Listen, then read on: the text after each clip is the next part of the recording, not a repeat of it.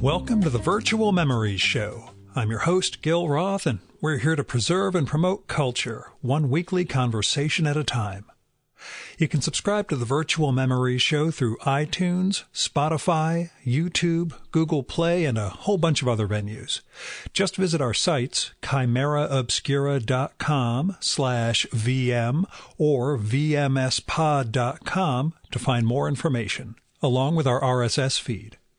And follow the show on Twitter and Instagram at VMSPod. Well, we're winding down the year, I guess. I've been sending out emails to my 2022 pod guests so I can get the annual guest list episode together, and I'm looking at the giant stack of books that I read this year, and I'm wondering how I'm going to fit them all back on the shelves after I take my big dick picture of all of them. I do that every year, just a picture of all the books I finished, so that way the rest of you can feel bad. But I don't know. I was corresponding with this depressed pal / podcast of mine yesterday. You know, just letting him know that I get what he's feeling. That the as I put it, that the season seems to have grown too dark and too fast. And I don't think it's just a metric of sunlight hours or anything like that, but, you know, something else. But I keep pushing the rock up the hill, so I've got that going for me. In fact, I was looking at the great spreadsheet that knows all last night, and I realized that between pup dates and other invites that I've got out there, I actually have tentative plans for the first 13 episodes of 2023, which would take me through the end of March. You know, it's weird to think that far ahead when you're down, but well, maybe that helps me keep going each day. That the promise of another conversation. Anyway, on that depressing note, sorry to leave off that badly, let's get to the last guest interview of the year. Like I say, next week is the guest list, and the week after that is going to be the second annual Aaron Finkelstein Interviews Gil episode. So this is the last time I'm interviewing someone else for 2022. For the bazillionth time, Dmitry Samarov joins the show for a conversation about his new book, Paint by Numbers. This one is a fictionalized account of Dmitry's experience profiling a pair of semi-famous artists for a big article that ultimately never comes out. We can't tell you who the artists are or go into too much detail because he doesn't want to get sued. They have their names changed in the book itself, too. But it's an interesting exploration, this book, of art versus the art world it works through this whole series of kind of fragmentary episodes where Dmitry gets into the trappings of success and how an artist's relationship to their audience becomes warped by each side's expectations and failings. And he details his own failures to hit, to sell, to make it in the art world, while indicting himself for even chasing that golden ticket, that notion that artistic success equals sales and fancy parties and a coterie of fans, a studio of acolytes who end up making your art for you because you're too busy, thinking.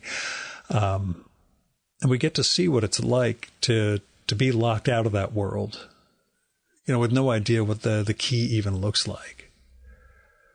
And throughout the book, Dmitry also intersperses his art. There's some drawings and paintings, but it's primarily the collages that he's been making lately. We go into the nature of the collage work and talk about that stuff in our conversation.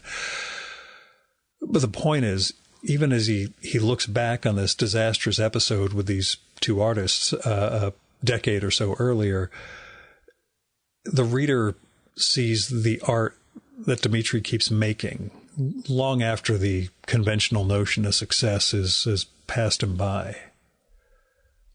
And it really makes for a haunting book.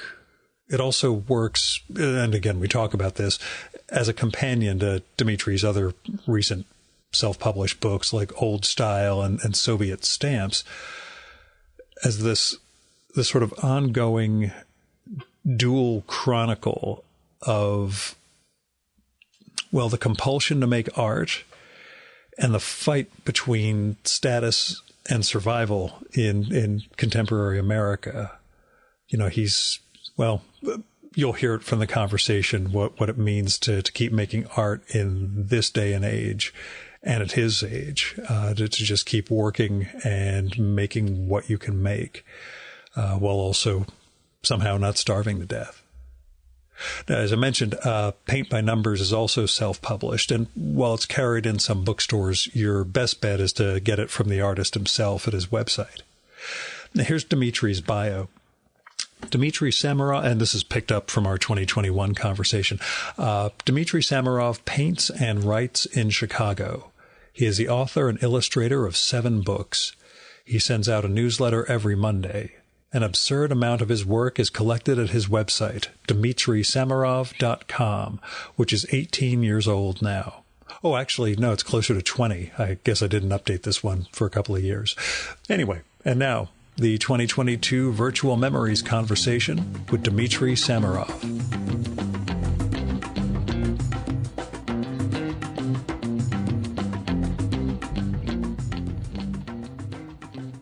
Tell me about Paint by Numbers.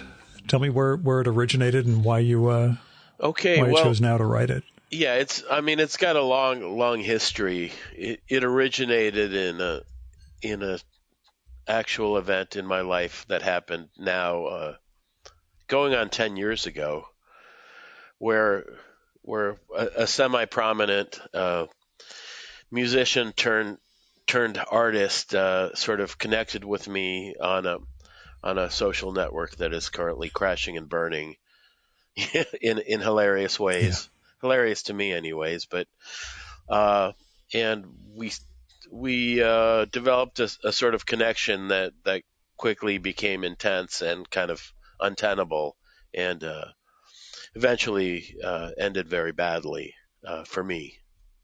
I can't speak for them because they live on another planet that I have no access to, and I'm very thankful I have no access to. And so basically, the fruit of this connection was supposed to be a long kind of profile front page article that was going to run in the Chicago Reader, which is an alt weekly, which I still contribute to. But I couldn't contribute to for a time because of this event. Anyways, what had to happen was that I had to get the story killed, which was an unpleasant process, and it sort of blackballed me with that publication for a time. And I sat on this experience with somebody that I used to think of as somebody I looked up to or whose work I admired, sort of ruminated on it, and eventually decided to use it as a jumping off point for a kind of a wider meditation on what art means to me, what fame means in that sphere, how people interact with each other in the art world, for better or worse, and what my role could be or is in it. So that's sort of the start of it, I think. Is that fair? Is that a fair assessment? Fit in alongside. Oh, sorry. Go on. Is that a fair assessment of, like, I don't know. It's you in your life, you know. Yeah, it's sort of a tough one to describe, but it's also fairly new, so I haven't perfected the elevator pitch on it. It usually takes years for me to boil it down to a sentence or two, what these books are, you know. Yeah. How's this one fit alongside the previous books? Do you see it in a sort of, not a Dmitry Samarov extended universe thing, but just in terms of you as a writer? It's a little bit of a detour. It does take, I mean, if we're going to get the sort of the multiverse metaphor or whatever rubric, it does take place in the same slightly fictionalized Chicago that Old Style, the previous book, took place in. There's some overlap, but I mean, there are some key differences. One of which being a kind of well, the artwork being collage this time rather than more representational drawings or renderings of spaces. Another being a greater sort of reliance on either pseudonyms or full-on made-up names and juggling of timelines and situations. Because the people I'm largely for legal reasons. Yes, for legal and sort of in service of emotional equilibrium. Because these are not people the people that are the subjects of a lot of this book are not people I'm eager to re-engage with in any way. So there's more fictionalizing going on in this book than in the typical Dmitry Samarov book, I think. Were you comfortable writing in that mode? Yeah. It wasn't a stretch. Like as it went, it became easier and easier to make things up because it was in the service of either an idea or an exploration of a situation that still felt completely real.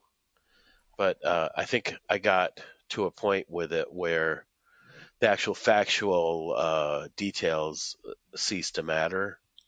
And as I said, like with the situation with this one, the inciting incident of the book of working on a project with an older artist who you look up to that kind of crashes and burns. There's room to talk about and think about things that are not diminished by changing timelines or locations. I think that's what I mean. So when you say, part of the book, it's sort of exploring what art means to you. What does it mean? And how did that change from the younger Dmitry to the one writing this? Well, it's still a fluid and evolving thing, and it's as important, maybe more important than it's ever been. It's like the central way, whatever conduit or medium between me and the world is to engage with it in some visual and sometimes verbal means. But the longer I go and the more I meet the other sort of inhabitants of this world, like some of the people described in this book, I find out that what they're after and what I'm after kind of diverges pretty drastically. And I mean, one of the main probably ideas of this book is that while people in the art world sort of put on airs or kind of puff themselves up and add to whatever their cachet or prestige with a lot of, I don't know, a lot of theory or ideas. I think the kind of acclaim and fame and fortune that they're after is the exact same thing as you'd see on the shittiest reality TV show. I think that's what they actually want, and there's really no difference. And I don't think that's what I want. Was there a period you did? Well, I mean, nobody that makes anything doesn't want their work to be appreciated and to be recompensed in some material way. It's just a matter of changing the attention or the fame or the acclaim from you as a person rather than your work. And increasingly with social media and with reality shows and with all these other ways to, what we just say it. Podcasts too. That's fine. Sure, podcasts.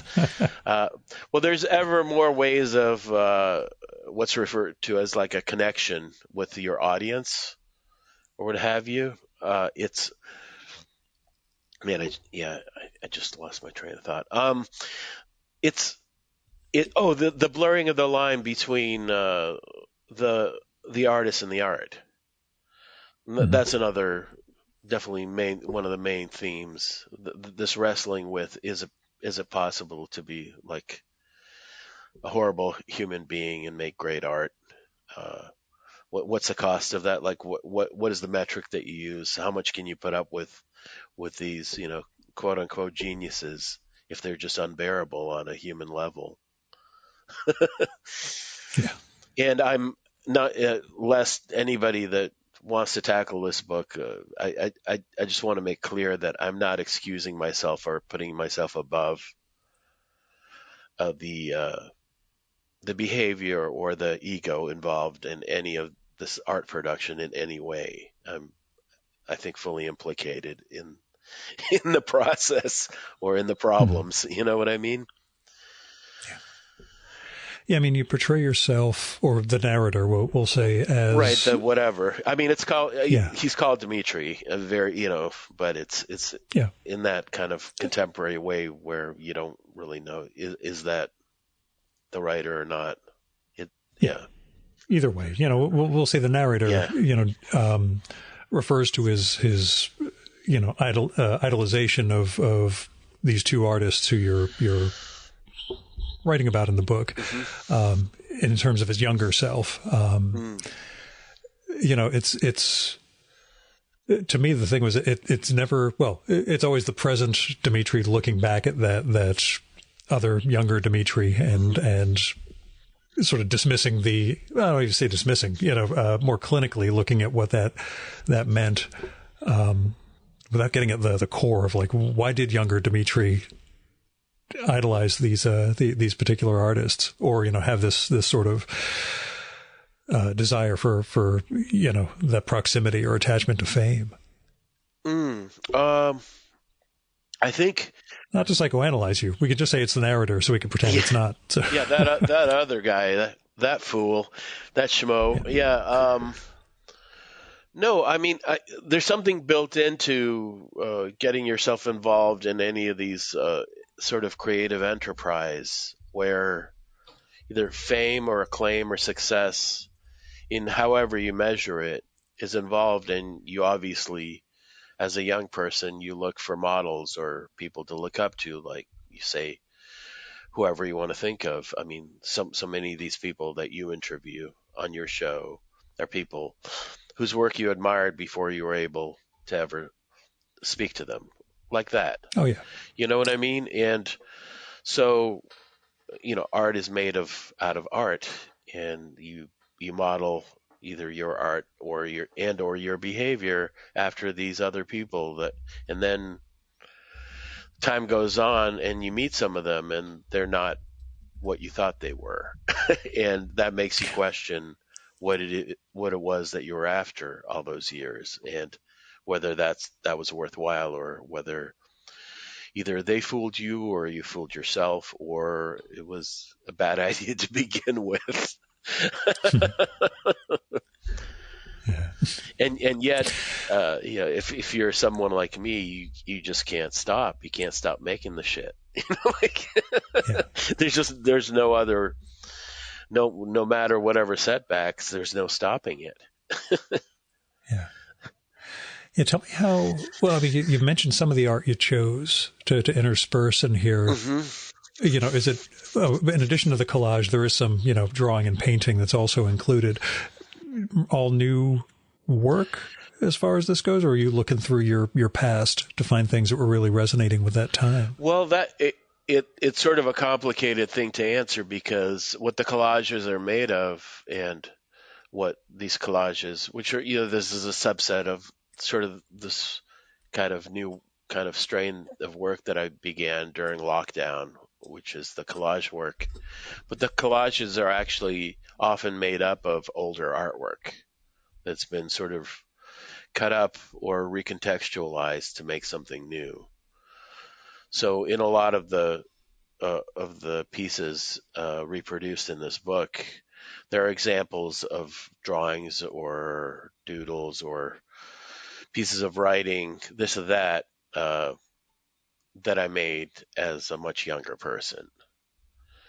And each piece of art was sort of made to have some sort of, either as a counterpoint or as a conversation with the text that it accompanies. You know what I mean?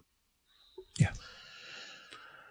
I spent this weekend trying to puzzle out how to draw/illustrate a poem I wrote on Friday. So I'm in a very, very narrow version of what you went through over the course of the books. Is this something that's going to be in your zine? Or I think so. It's either that or it'll just be a 4-page, folded mailer by itself. Oh, but, cool. John Porcellino sent a new sort of mini out, illustrated poems by this poet Stefan Lorenzutti. And I was 3 pages into it and had this, oh my God, and poem just came out. And I thought, okay, I need to illustrate this. I need to not try and copy John Porcellino, but I need to figure out how to balance a couple of lines against a couple of drawings. So yeah, there will not be any king cats in your drawing? I don't know. I could. There is a scene. There's a line in snow, so it's possible to be a little cat footprint going by. But Yeah. But yeah, it's one of those moments where it's just, it's art in whatever way, shape, or form. It's that instance of, oh, there it is, and I need to capture this right now and figure out what the hell I'm doing with it.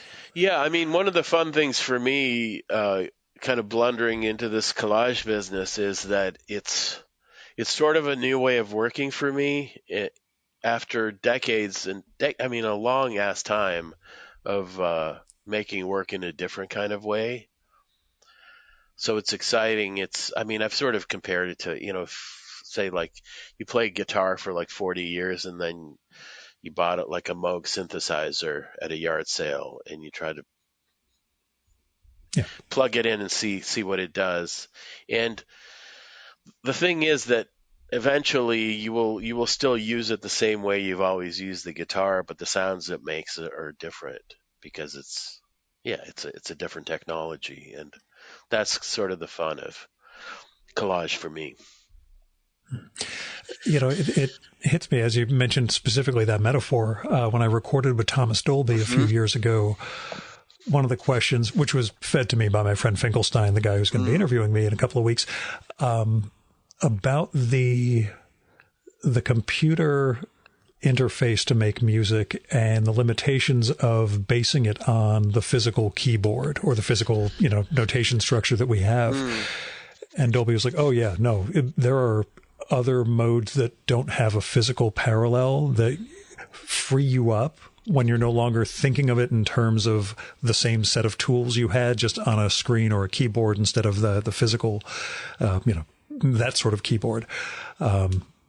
It's always interesting to me, not to say, are you doing stuff digitally, but, do you get out of the mindset of the toolbox that you already have and figure out other things you can work with? Or, again, do you see things as this is another way to get what I want, from the earlier set of tools I was using? Well, I mean, actually, since the beginning of my use of a computer, which I came very late to, I didn't know how to turn on a computer until 2003, like late into 2003, because what happened was that I met and briefly married a database programmer who thought that I should have a website, and she built it, and then we broke up, and all I was left with was this shitty website, which I'm still running.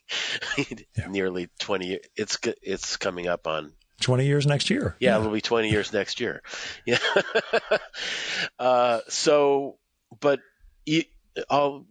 Going back to then, I made my peace with this idea that the things that would appear on a screen would not be the same as what I made in real life. So there's been a technological element to anything that's been on screens and as an extension in the zines I've made afterwards, after learning how to use a computer, and then the books that I've designed on a computer. You know what I mean?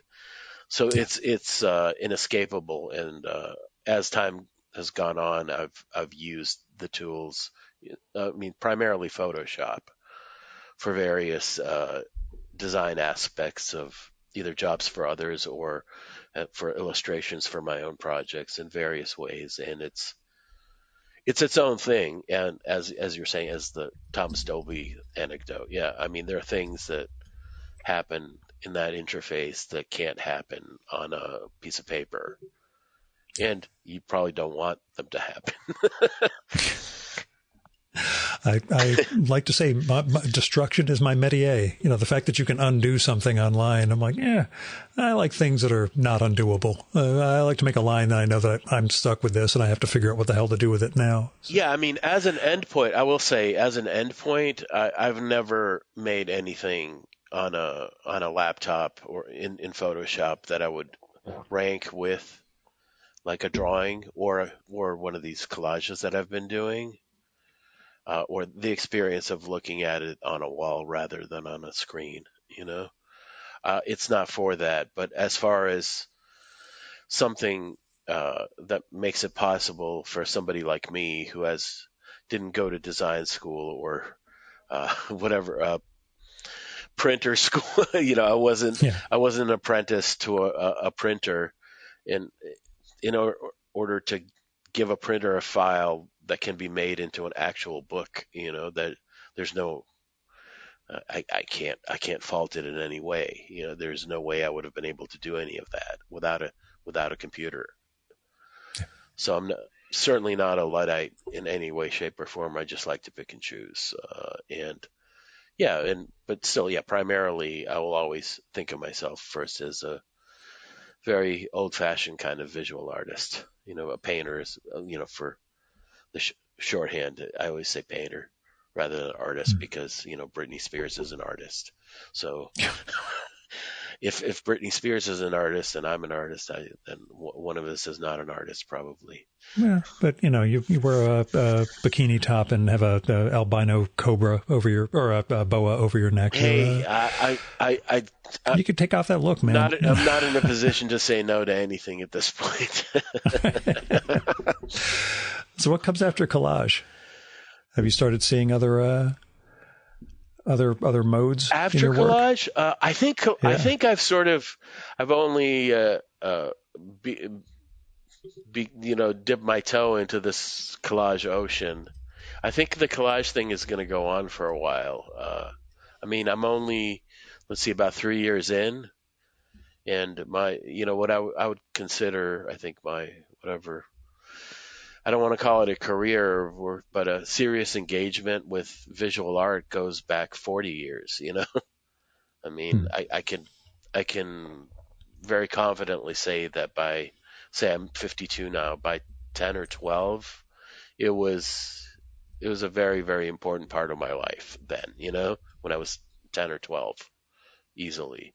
So let's just round it off to 40 years, you know. So 40 as opposed to 3 years, I think I've got a lot more to explore. Part of it being, biological, because, you know, when I turned 45, for instance, I suddenly needed reading glasses.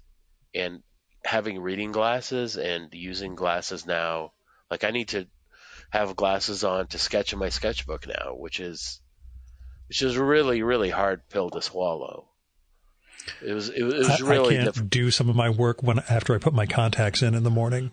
Like I'm wearing my glasses right now because I wanted to do some drawing today. So I thought if I put my contacts in, I'm not going to be able to see things close enough to do a couple of these fine lines. So I decided not to go with the contacts at all today. But yeah, no, I get where you're coming from the opposite direction. Yeah. There's certain things that are now take, 2 steps that used to just be natural that this is the most commonplace observation ever, but youth being wasted on the young, things you take for granted. And for me, it's perfect vision, which I was very lucky to have for 45 years of my life. But suddenly when I have to have glasses on in order to see, say, like the palette where I'm mixing my colors, and then I have to look at my subject, and that's at a different focal point, which I have to look over my glasses basically because I don't have progressives. Mhm. I only have glasses with one focal point. It just becomes much more kind of cantilevered. uh, Yeah. it's You can set up the whole optics thing, set the mirrors up everywhere so that you're able to see it without having to change. hey, I'm not Hockney with a bunch of like a laboratory full of tricks. um, it just adds a whole layer of what I once took just for natural as somebody else would be breathing, and it's not natural anymore, and it Mhm. crimps my style, and it adds kind of gums up the works, uh, and gives me pause in a way, uh, and it sort of allows this kind of collage work. The collage work kind of works more naturally with this mode of having this other technology which is glasses, Mhm. But yeah, it's interesting. I still go. I take my sketchbook when I go to hear music and draw bands, and I've worked out this way where I put my glasses on, but I put them on towards the tip of my nose because I only need them to look at my sketchbook, but my subject is a few feet away, and for that I look above the glasses. So it's just Yeah. like it's this whole new thing. So I don't know what's next. It's some kind of coming to peace with or negotiation of working with my failing functions. Again, you get down to the cutting pieces of paper, like what's his face? Matisse in bed, Yeah. Yeah. no less. He's just given giant pieces of paper and his shears, and you just lie back in bed and cut pieces of paper out. If only, from your lips to Again, God's just ears, keep as it they in say. mind. It's always a possibility. Yeah. Yeah. One of my all-time idols. Yeah, I know. it doesn't get much We better. went to the to see the Red Studio together. Oh and, yeah, that's true. Yeah. Was that yeah, the Whitney? sometime Was that at the in the Whitney last or 6 months. No, no? It it wasn't. was at It was MoMA. it was at MoMA. Yeah, and that was Yeah. it was like going on a year ago. I It think was this spring. It was nice weather, so it had to be sometime, this spring or early summer. But everything is a blur, as we know, in the last 3 years. So it's true. It's true. It's true. Yeah. So yeah, collage. I think collage will stay at least one of the players for the time for a while for my personal work. But mhm. I mean, I have to change gears constantly because one of my other main things, especially around this time of year, which is holiday gift giving time, is pet portraits. And the pet portraits are most definitely not collage. They're much more they're a kind of, I don't know if they're like a falling back or a return or something, but they require a mode of working that I don't really work in any other time. Yeah. uh, Yeah, were there dead ends for you artistically?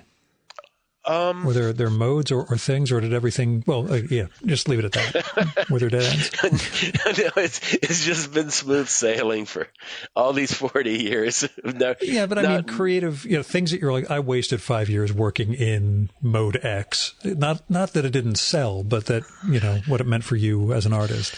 Yeah, so that's a whole other subject of what sells and what doesn't. What success is? That's Again, a big question mark throughout this. But in your idea of success, were there artistic dead ends for you?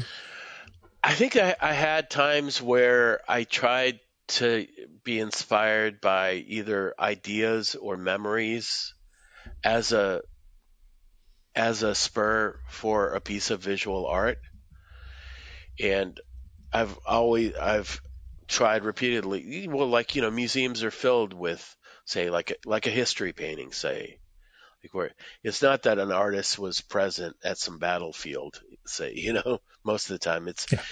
it's a kind of reconstruction made out of pieces,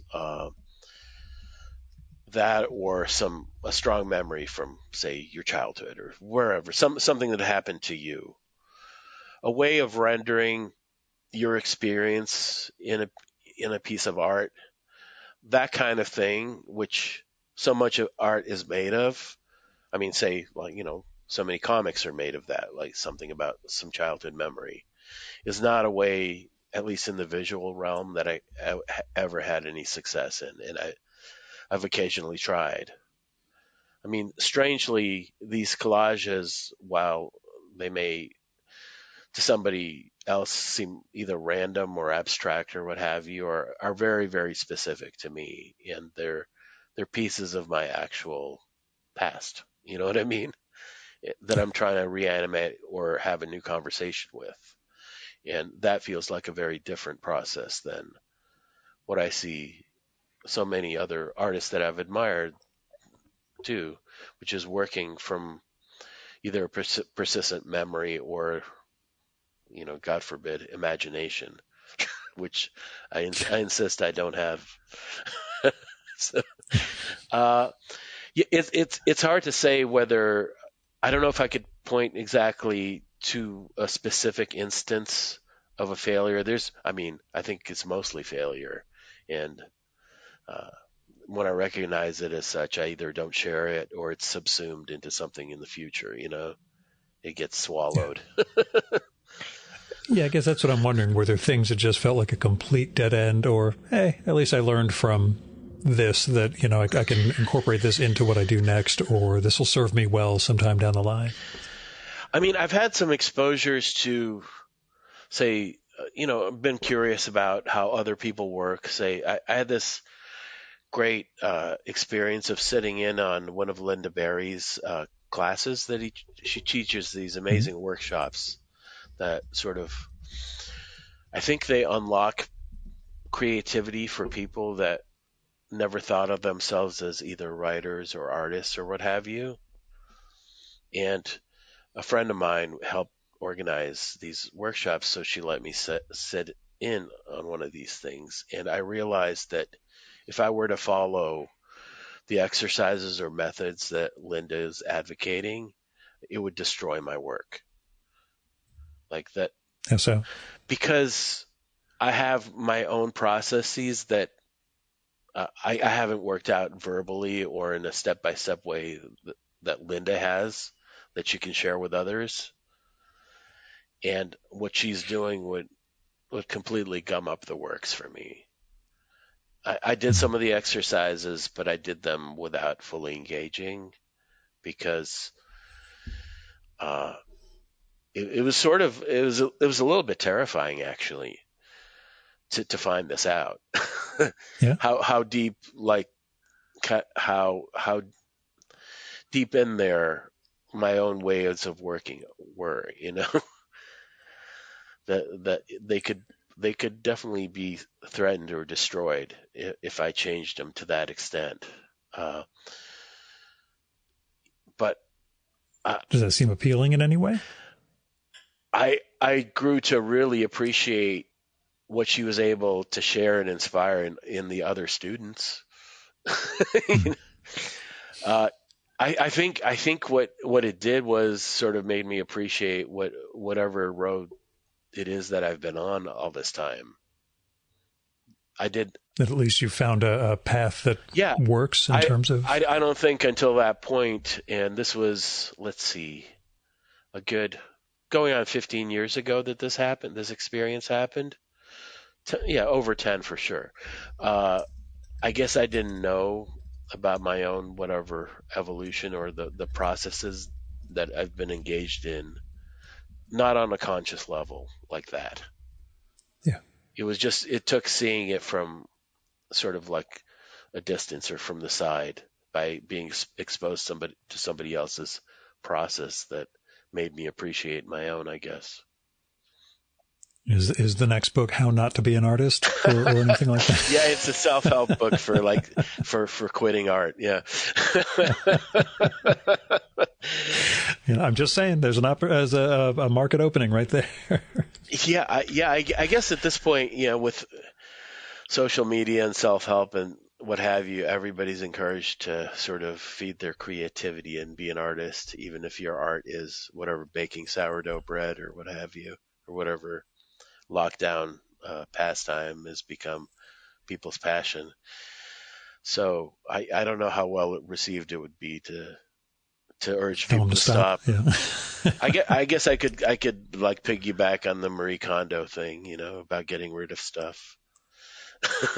Again, I just sit there accumulating, different types of pens and falling into that the acquisitive alchemy problem I had before I started the podcast all those years ago. If I just own the right stuff, that will be the same thing as actually making the artwork. Right, but like through that process, you found like the paper pad and the pencil and the pen that you liked, right? It was a process. Oh, even recently, I was sitting with Drew Friedman, and he was talking about his process for all these portraits that he did. And this is the first time I've talked with him since I started drawing. Mm-hmm. And he mentioned a mechanical pencil that he uses first before the brush work. And I thought, mechanical pencil, maybe. And then I thought, Gil, it's not the tool. It's sitting there and actually looking at something and drawing it. Just, don't sit there thinking there's some magic pencil that Drew Friedman has that, allows him to do what he does. It's practice and all those years of work. Yeah, but I mean, a little bit contrary to that, I will say that it is important to find good materials early when you're starting, because bad materials can breed really, really bad habits. Like when I worked at the art supply store, I was always talking, art school students out of buying the cheapest paint, because they wouldn't ever understand how the colors interacted in paint that was just full of filler. Yeah. It's say somebody like Drew Friedman, somebody that's been drawing for a million years, he could draw one of his portraits with like the stump of a pencil he found on a sidewalk, but you couldn't. You know what I mean? Yeah. Yeah. And that's part of my thing. I'm like, he's Drew. It's not that he is a genius, but he works to get to that point. It's not like he had some magic instant facility to do this. So, he did appreciate my sketch of the Tom Carvel, the ice cream guy. Oh. I showed him that. Oh, and yeah. he was happy that, you got the mustache and the nose. That's good. It looks like Tip O'Neill, but it's okay. Yeah, I remember. I listened to that one. That was funny. Yeah, I don't know if I saw that drawing. I don't know that I know what Tom Carvel looks like. It was probably the single greatest drawing I've ever done. And the people from Carvel actually liked it when I posted it on Twitter. Oh, so nice. That was something. I can't believe Carvel still exists. Same thing. I just saw him in the, who lived on this, or who was born on this day, who died on this day. And I saw Tom Carvel. Holy shit. I've got to look him up. And his face was just perfect. Yeah. Just big bulbous nose, walrus mustache. I'm like, that guy, he's smiling and cheery. I've got to draw this dude. The man who... Maybe have a Fudgy the Whale floating behind him. Fudgy the Whale and Cookie Puss. And yeah. Because again, you can use the same shape. It's the exact same figure, but yeah, it's, for me, finding something to draw and finding that, even as you say with the paper, like the sketch pads I use, colored pencils just don't work well. And I kept thinking it was me. I'm like, no, maybe it's actually this paper. Because when I draw on this other stuff, it just somehow the pigments seem to blend a little better and things look a little sharper. Yes. And okay, I'm just using a cheap pad that works well with, standard, charcoal or pencil. Yeah, that's something, you would learn either trial and error, or you would take something like a materials and techniques, or like a class that would tell you. Oh, that's crazy talk. I know. Taking a class. I know. I discourage, we're talking before about like writing a self-help book about quitting art. I do discourage most young artists or most young people from going to college in any form, unless they really, really want to be part of academia, because I mean, it's just such a fucking Ponzi scheme. It's a way. It's all debt.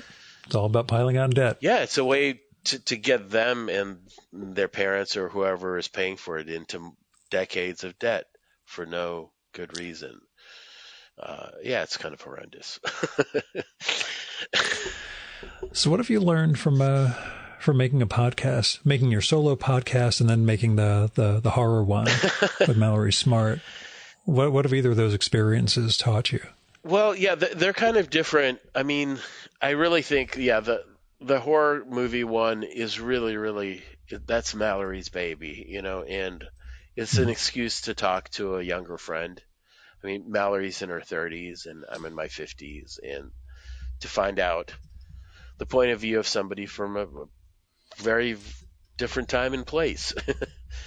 Mm-hmm. And that's curious, and it's interesting to me how, and we take a piece of media, in this case, a horror movie, the way we come at it is often very, very different. And that's it's a pretty fascinating thing.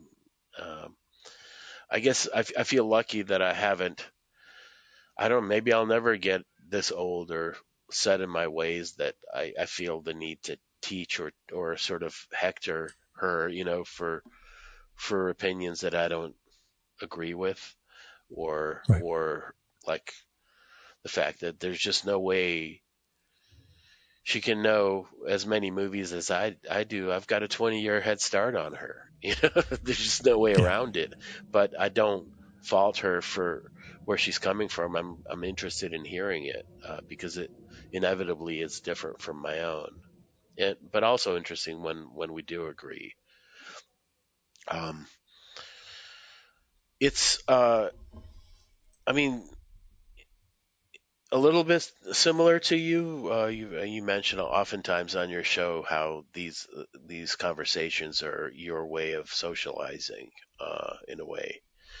Uh, I think they're very valuable for that. I mean, I've known for a very long time that I much prefer talking to one person at a time rather than even like a dinner party setting. Not to mention like a party. I was Sure. just telling somebody this afternoon at brunch how my specialty at a party is leaving, and then we got into a fight over whether it's called a French exit or an Irish goodbye, what the proper term is. What I specialize in at parties and always have, which is leaving without saying goodbye.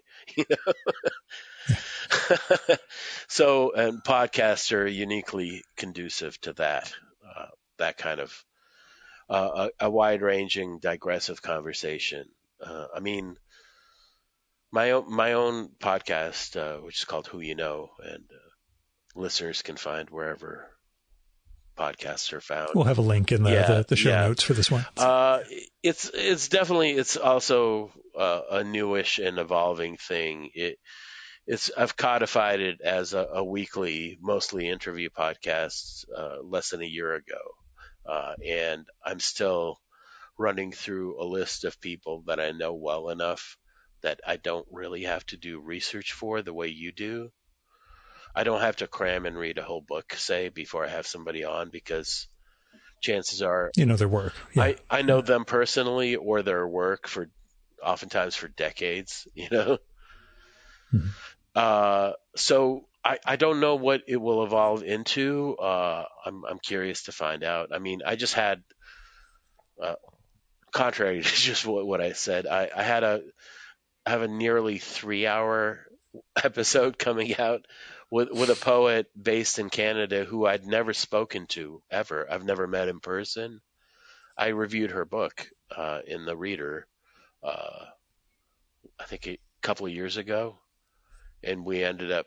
I mean, some people are just very talented at talking, and it didn't take much prompting from me to get her to talk, and she just talked, and I totally enjoyed it.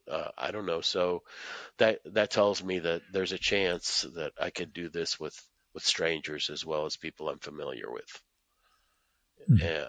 What the purpose or value of that is who knows. I mean, if nothing else, it's an archive of curious conversations. I've told people who I've asked about being on that are accustomed to the normal podcast format, which is some sort of, present day junket, kind of a way to plug a new product. That is absolutely not the intent of my show. Like if they have a new thing, we could talk about it, but because I'm not on social media and because I have no interest in being, up to the minute or whatever, or to be in part of some sort of publicity cycle, that's not the value of these conversations to me. But available now, Paint by Numbers by Dmitry Samarov. Except for when you mention a quality product such as that. I mean, there are exceptions to every rule, right? Natch. I don't know. Did you think this book is different than the other ones? I think so. Yeah. I mean, it's it almost needs a knowledge of you. It's like I say, part of the Dmitry Samarov extended universe. Yeah, that there needs to be a background in who this guy is. Instead of really, really fictionalizing and diving in, creating a whole fictional framework that includes, creating the fiction of who the narrator is. Yeah, so it makes it it's a short book, and there's many things I cut that used to be in it, and it took a while to settle on a structure that I was satisfied with. There's a few people that have read the book that are familiar with the sort of the nominal subjects of this book, the real life models of this book, that tell me that things I wrote about them rang very true. So I don't know if that's good or bad. Like you say, you're hoping they're not big readers, so they're not going to, right, stumble across it. And yeah, there's things in this book that point to maybe future ideas or future projects that I could develop further. This book let me be sort of like intentionally like sort of sarcastic and funny in a way that I didn't allow in some of the others, I would say, at the expense of people that I think deserve it or can take it. You know what I mean? Sure. So yeah, I don't know. Like any of these creative projects, and especially books, which are time intensive and are the least sort of remunerative. That's how you say that word, I think. Yeah. The amount of work versus financial reward can't be worse for a book, I continue to feel like there's some sort of value to it, to me. What that is to a readership or viewership, I don't allow myself to dwell on. You know what I mean? Yeah. You're right about going to festivals and sell at least local stuff and selling it. But, I get not turning it into how do I shill 24 hours a day? Yeah. Yeah. For 2 seconds, and we had a text exchange about when, the current demise of Twitter was happening. I signed on to Mastodon and lasted like a total of 8 hours. Yeah. And yeah, to me, when you mentioned, you were going to try it out, I believe my actual words were, oh, hey, maybe this variety of cocaine won't be as addictive as those other varieties of cocaine. Right. But it's not Mastodon versus Twitter. It's you versus social media. And for the sure. Whole numbers game that it inculcates. But but contra that, for whatever reason, like the podcast variety of social, you could still group as social media in some way. It worked. But only if you really focus on download numbers. Like if you're looking at the numbers to see how they're doing and you're letting that influence who you record with and what you do, then it's bad. But, my lesson over 10 plus years is I have no goddamn idea what's going to actually get, an audience and which episodes will take off and which ones won't, because my expectations have been blown up so often along those lines. So I found the best thing is, in my version of art, just go out and make the shows, make them really good, tell people about it, but don't expect, there's going to be some gigantic Marin-like wave of listeners. Yeah, for sure. That's that kind of quantification thing has definitely been a thing I've been battling on every platform and in every kind of sub pursuit of art that I've been involved with. I've wanted to not have access to any of these numbers that just do nothing but generate bad feelings. And I told you my solution to that: get cancer. You'll stop worrying about any numbers besides your white blood cell count. Yeah. You won't check in. You won't look at them. They won't matter to you. But yeah, I understand. Extreme solution, but it works well for me. So. Oh, for sure. No, but I mean, there are people that can happily log into Twitter once a week or whatever and say their thing and then log out. And I'm just not one of those people. So if I'm going to be involved in a thing, I'm all in. And but it's being all in and being concerned about metrics. That's our big. I don't just mean you. I mean, our culture in general. We just keep focusing on numbers, whether it's art sales figures or whatever. Likes, retweets, all those. I mean, it was really gratifying for me. So I had on Who You Know, I had John Hodgman on a few weeks ago, and this is a guy who has over 1 million followers on Twitter. And he absolutely acknowledges that it leads to bad feelings, and this is a guy that's by any measure a huge success on that platform. Yeah. And it still generates bad feelings. So if you attain that level of whatever success and it still is shitty, then what else do you need to know about it? You know what I mean? I have had one tweet go semi-viral and I thought, that's nice. I'm never going to do that again. Nothing. I will never aim to get this sort of, take off. This was a completely random thing that a couple of people, triggered. That's fine. I get that other people chase this. Yeah.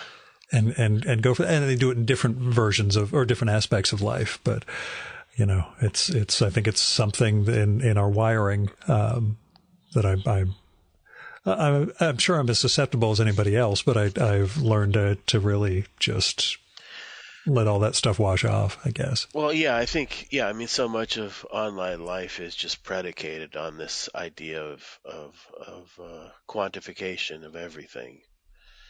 And, those of us who are either, I don't know, don't thrive from competition or can't balance that aspect of life well, are well suited to avoid it any way they can. I mean, I'm very glad, I've gone through success sessions, for instance, of platforms to host my newsletter, which, I've been involved with for, over a decade now. I've been writing this newsletter one way or another. And I've now figured out how to make it just a sub-site on that same HTML site that my ex-wife built for me 20 years ago. And I think finally it's forever home. This is where it's going to stay until I lose interest or the internet just becomes a thing where you have to just blink your eyes or whatever the next thing is. You know what I mean? Get zapped right into your brain. Yeah, once they do the implants. Oh, cool. Yeah. In contrast with the podcast, what's writing regularly for the newsletter done for you? Probably it's a bit like akin to going to the gym rather than playing the game. You know what I mean? Mm-hmm. It's a good place. I started writing the newsletter actually at the behest of one of the artists that's the subject of this new book. He was sort of like an incredible self-promoter, and one of the things he suggested, and one of the few lessons that I followed up on from him, was starting a newsletter for what he called collectors. everybody that he interacted with was a collector or was a potential collector. Which is not how I refer to the people that buy my artwork. They're It's the same thing with comics. Oh, do you collect comics? I'm like, no, I read them. I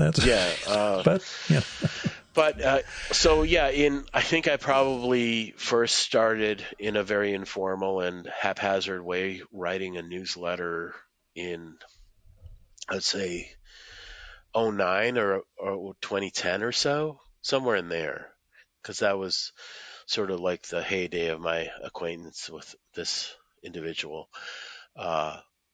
And as the other, things like Twitter fell away, it became a way, for one, to get out whatever need to get on a soapbox that I had that was satisfied by Twitter, but also a way to try out bits of things that could be used or recycled or extended in book form or other forms. It's a kind of sketchbook or a journal, a day book, the newsletter. Yeah. And a healthy chunk of what's been in this now, what I keep transferring around, like this 8-year archive of a newsletter that I keep carting around from one platform to another and hopefully will never do again. That it will stay and just die where it is now, I hope, their first drafts of things that have ended up in my books. I mean, a lot of it has in refined form, but I think more broadly, the internet, that's exactly what the internet is great for, is to just try stuff like a sketchbook. But because does the regularity help in terms of just giving you a sort of deadline to keep writing? Yeah, that's also a good thing. Because primarily my life is a sort of like haphazard freelance sort of life. When an order for something, say a pet portrait or a book review or whatever else comes in, I wipe everything else off the table and just do that until that's done, and then go back to the other projects. So having a deadline, a weekly deadline, which my newsletter comes out every Monday, gives a certain kind of shape to the week, which is nice. It's nice to have some sort of structure. Oh, it's me and the show. That's why it killed me going into Thursday when this weekend's guest had to postpone. It was just one of those, man, it has been a long time since I've gone into a weekend not knowing who the guest was going to be that week. I don't know. I don't know if. Which is another thank you for coming on. So. Oh, of course. No, anytime. I'm very happy to. I feel guilty because you've had me on so many damn times, but I'm on the flip side, I'm always happy to talk to you, and it's. Yeah, but that sense of a structure, though, that periodic thing, it's even for someone like me with a full-time job and everything else, it still helps to have this. For my creative life, to have this regular, every Tuesday morning or at some point on Tuesday, this is going up and Wednesday the email goes out. And but by the time you started the podcast, you were already running the trade association, or no? The podcast started 2012 and the association was 2014. I went weekly the same time that I gave notice at my magazine. That's when I moved the podcast up to weekly. And I thought, well, that's a really smart decision, Gil. You've just thrown your career and started a brand new one, and you've committed to doing this show every week. That's certain, nothing will go wrong now. Right. And I held up pretty well. I didn't miss a week early on when I was just too stressed, and then told myself, it's okay. You don't have to do this every single week. It'll average out over the years. So but that's what I think somebody that was a guest on my podcast was laughing about, was like, well, you've just we're talking about how I'm doing this podcast now. Well, you found another whole way this labor intensive hobby that you'll make no money on. It's like I found yet another way not to make money. Right. Which is, it's like in my case, at least, there's a job that pays for all this. I'm worried about, but No, but yeah, I mean, as far as a podcast goes, it will never ever, like, I do not devote nearly the time that you do to yours, and it can't be, because I have a lot of other things that I need to be doing that take precedence. And that's why I've been trying to bank them ahead of time, to keep on a schedule. But yeah, if that gets to be a pain in the ass, I'll just stop. I mean, it's not like what's anybody going to do if I decide not to do it anymore? I mean, well, as I put it on Twitter, when I was trying to figure out who I was going to record with, the fact that I started out this week at an oncologist appointment, I'm really not that stressed about, whether I have a podcast lined up for next week. All things considered, there are things that take precedence over, stuff to worry about. So, yeah. Yeah. It's all right. I mean, so yeah, each day, living like the existence that I live, it's just such a mixed bag. Like, I'll tell you, yesterday I drove to Milwaukee for a bookstore event that nobody showed up to, but it ended up being okay because I got to go to their museum beforehand, which is a really cool museum if you've never been there. No, I've never been. It's designed by Calatrava. I saw it in Joe Pera Talks with You. He has a trip to that. Have you ever seen that show? No, I've never watched the show. There's an episode that goes. I know you probably have things about Joe Pera. There's an episode where he goes to Milwaukee, and there's just a scene with him and his friend watching it open, watching museum. The wings open, or yeah. It's a really It's a really cool museum, and it's like a thing you could do in a couple hours easily. Mm-hmm.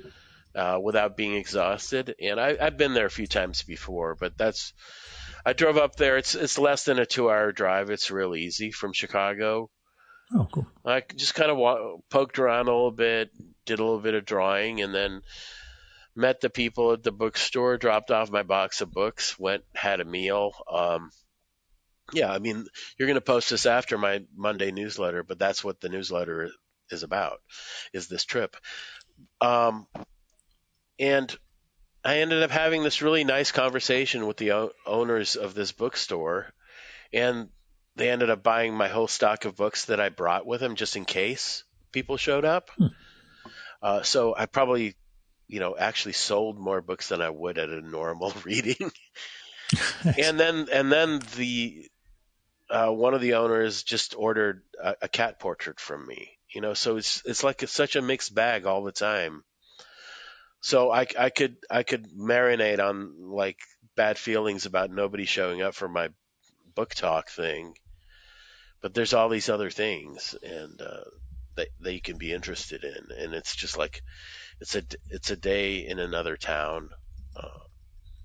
There's nothing to feel bad about. There's just no reason, Yeah. So when you mention this book potentially, spinning off other projects as well as things you write in the newsletter, thinking of a next book, or are you? I'm sort of I'm slowly, and I've posted little bits and pieces of this next project to the newsletter occasionally. So what I'm working on is this book of letters, and they're responses that I'm writing to letters that I've received from people that are either gone or dead to me, and for one reason or another. And I haven't figured out an overall structure, but it's been kind of enjoyable to read through these letters and emails and stuff and answer them as me now. You know what I mean? And it's a sort of like a wider meditation of the places I've been, the person I am or was. And I can see from these letters, from what these, sometimes ex-girlfriends, sometimes ex-friends, sometimes, for whatever reason, they're people mostly not in my life anymore. It's a kind of,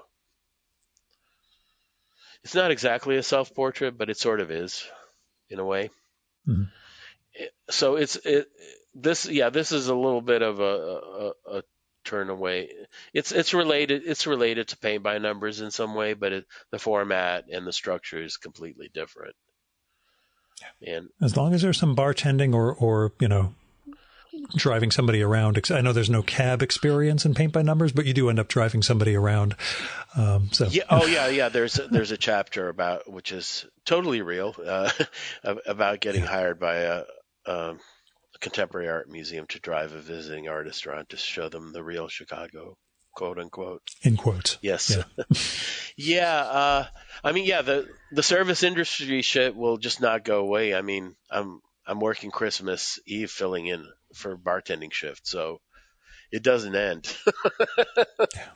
Well, as Jews, we can get we can be the reverse of the Shabbos Goy. We can always take over when everybody else has Christian holidays. I'm so grateful not to have any engagement with Christmas aside from selling them stuff to as presents, which is this rash of pet portraits and other sales lately is because of Christmas. So I'm thankful to Jesus or Santa Claus for that, or Coca-Cola, or Hallmark, whoever. Yeah, whoever it is that invented this. I'm happy about that, but I'm also super grateful that I don't have to get people presents or even think about it.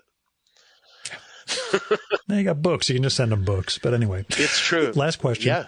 Who are you reading? Okay, so I'm reading a writer that I was trying to get you to read that you refused to. Joking. Bruce Wagner. I'm reading another Bruce Wagner book called it's an older one called Still Holding, which it's been enjoyable. Except that I was sort of introduced to him. I kind of went backwards in his what's it called? The body of work. Yeah. And it's kind of, some writers start out and they have their big book, or artists, and they have the one book and that's it. And they spend the rest of their career, kind of either chasing it or trying to, they have their one grand statement. With him, I think he's gotten better over time. So like the later books are like, so yeah, the first one I read of his is called Dead Stars, and I think it's still my favorite. It's from like 10 or 15 years ago. He's pushing 70 now. He's not a young man, but this is an earlier one. And the thing is that I can see traces of what he would do later from reading his later books, and they've sort of been developed in kind of in a more interesting way. This is a pretty good book, but I think I like some of the later ones better. So that's curious. I just picked up also a Tamara Shopson book. Do you know her? I've seen the name, but I don't know her. So she came back into my consciousness from the John Hodgman talk I did on my podcast because he's friends with her and her family, because she's the daughter of a guy named Kenny Shopson who had a restaurant that still exists called Shopson's in New York. It's moved around a bit. There's even a documentary about when he ran it. He's now passed away, Kenny Shopson, but his kids run the restaurant. And the documentary is great. You should track it down. I think it's called I Like Killing Flies. And it's about this. I've seen that before. I've seen the title before. Yeah. So he's this kind of really Falstaffian kind of like Shakespearean figure, this big man who has a million ideas, and like one of his ideas was he would never take a reservation for more than 4 people because he didn't think that you could have a conversation with more than that. He wouldn't allow people to sit. I'm down with that. Shit like that. This guy that was sort of like the restaurant was a reflection of his being, and it was just kind of an amazing, unique thing. The documentary, which is now 10, 15 years old, documents their move from their longtime home to another place, and they've since moved again. I think they're in one of these like newer kind of food market kind of things in the lower food halls, like somewhere on the Lower East Side. I haven't gone. I've never eaten at this restaurant, but I think I don't know if it's Tamara or Tamara, but she's one of the kids is a writer. And I picked up one of her books. It's something about Apple, like the early days of Apple. Oh, that laser writer. Yeah, laser. I've seen that book. It's supposed to be really, really good. Yeah. Yeah, I just picked that up at my local bookstore, and that's the next thing I'm reading. So I think that covers the what are you reading portion. I was ready. I've listened to enough of your shows that I wasn't. I figure other people are embarrassed when they can't come up with anything, but yeah, you weren't going to dive bomb me with that. No, I'm good. It's you know me. Part of it is just am I going to come up with a good idea? Is somebody going to mention something I'm going to read next? So, that's I'll just keep avoiding Bruce Wagner just to stymie you. You should do it just out of spite. Yeah. Oh, for sure. Just to deprive yourself of like being introduced to a good just writer. To show him. Yeah, that's right. He'll just be crying into his boxes and boxes of money. I don't know. Yeah. And I guess sort of last question. Yeah. Any shows coming up? Are you showing paintings or drawings anywhere? I've got a couple of things kind of in the works for next year. More like summer-ish. More collages for the foreseeable future. I mean, I've made a lot of them. So, and I've also started a new wrinkle with the collages is that I've been going to my local thrift store and finding thrift store frames, and now I make the collages or suit the collages to go with the frame, so the frame becomes part of the artwork, kind of.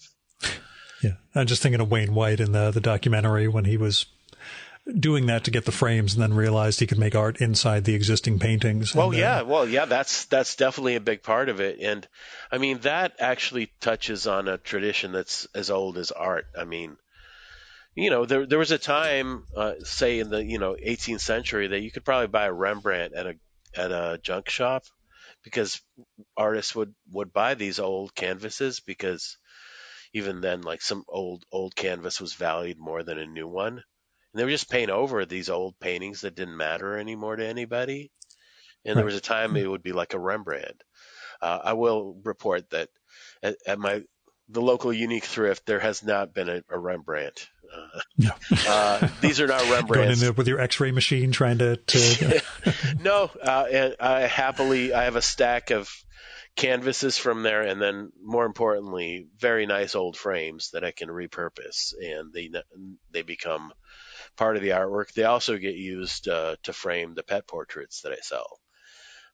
And it's just, I mean, for the most part, it's just much easier for a customer. I will say this, not a collector, somebody that buys a painting from me, to have something that's ready to hang. It takes one less thing out of their heads, and it's definitely a good selling point. I'm with you. I've got original art that I'm looking at. Like I got to take this to the goddamn you have a stack framer of stuff sometime. or like prints or posters that you'll wait 10 years because that the framer is just going to gouge you because they can. It's not even. It's just the getting off my ass and doing it. But Yeah. Yeah. But still, you got to put art in a frame. So. Mm-hmm. Oh man. So look forward to the next book. If it comes out next year, then we have an excuse to record again. Yeah, it may or may not. Yeah, I don't know. One of the luxuries of publishing my own books is it's going to come out when it's damn ready to, and no sooner or no later than that. Right. And I've still got your advice to go see the Edward Hopper New York exhibition at the Whitney. That's a definite, like even better than a Bruce Wagner novel, I'll tell you. I've got a lunch in about a week and a half in New York with a client, and I thought, or it's a late lunch, so I thought I'll go to the Whitney first, and I'll book tickets, go to the exhibition, and then head up to lunch with this company, with this customer. I mean, when you see it, you'll see that where an artist had a hand in forming like a whole culture's image of what a city is, like the city that Edward Hopper shows in these paintings, and it's specifically they're all cityscapes. That's the focus of the show. Is the New York of myth, like the New York I have in my head, not what's there now, really. Of course. Well, now it's a myth of another kind that anyone can afford to live there. Yeah, it's a myth for people without a soul or whatever. Different conversation. Entirely. That'll be our next time, especially if we record in New York. But yeah. We'll definitely at some point Yeah, 3 or 4 episodes from now, we'll do one in person. Yeah. You'll be my most common guest. But Dmitry, thanks so much for coming on, and I'm glad you sent me paint by numbers so I didn't have to, go hunting around in a bookstore in Milwaukee for it. Yeah. Thank you, as always, for having me. Thanks for taking the time.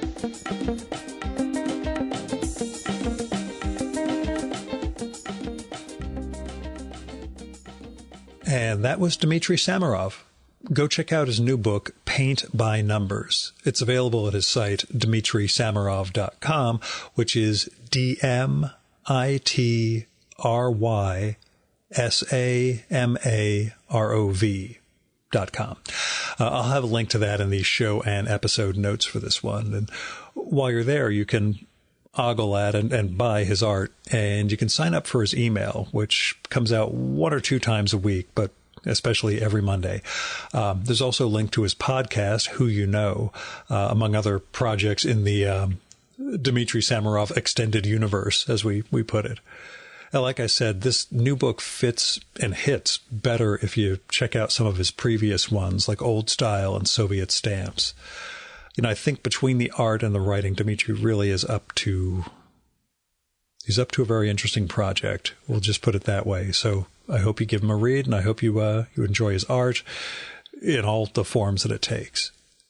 That should be obvious from our conversation. Dmitry is not on social media. He might be lurking on social media, but he is not a poster on Twitter, Mastodon, Instagram, etc.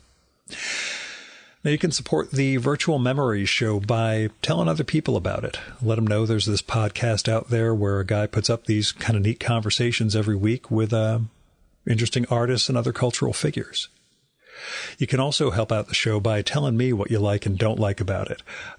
Tell me who you think I should record with, or what movie or TV show or book or piece of music or art exhibition or theater you think I should turn listeners on to. And you can do that by sending me a postcard, letter, email, direct message, or by leaving a message on my Google Voice number, which is 973-869-9659. That goes directly to voicemail, so you don't have to worry about getting stuck in an awkward conversation with me, and messages can be up to 3 minutes long. So if you get cut off, call back and leave the rest of the message. And let me know if it would be cool to include your message in an upcoming episode of the show. You might have something neat to share with the listeners, but I would never include that without the speaker's permission. So let me know. Now, if you've got money to spare, don't give it to me. My day job treats me fine. My expenses are pretty minimal for the show, all things considered. But I do hope you'll give to individuals or institutions in need. You can find people through GoFundMe, Patreon, Kickstarter, Topato.go, Crowdfunder, and other crowdfunding platforms. And if you're looking for somewhere to start with institutions or foundations, I give to my local food bank, the Poor People's Campaign. There are other things like freedom funds, women's choice and abortion funds, targeted election campaigns. Well, there are all sorts of things you can do to try to help build a better world. So I hope you will. Our music for this episode is Fella by Hal Mayforth, used with permission from the artist. You should visit my archives to check out my episode with Hal from the summer of 2018 and learn more about his art and painting. And you can listen to his music at soundcloud.com/Mayforth. And that's MAY4TH. And that's it for this week's episode of the Virtual Memories Show. Thanks so much for listening. We'll be back next week with another great conversation. You can subscribe to the Virtual Memories Show and download past episodes at the iTunes Store. You can also find all our episodes and get on our email list at either of our websites, vmspod.com or chimeraobscura.com/VM. You can also follow the Virtual Memories Show on Twitter and Instagram at vmspod, at virtualmemoriespodcast.tumblr.com, and on YouTube, Spotify, and TuneIn.com by searching for Virtual Memories Show. And if you like this podcast, please tell your pals, talk it up on social media, and go to iTunes, look up the Virtual Memories Show, and leave a rating and maybe a review for us. It all goes to helping us build a bigger audience. You've been listening to the Virtual Memories Show. I'm your host, Gil Roth. Keep reading, keep making art, and keep the conversation going.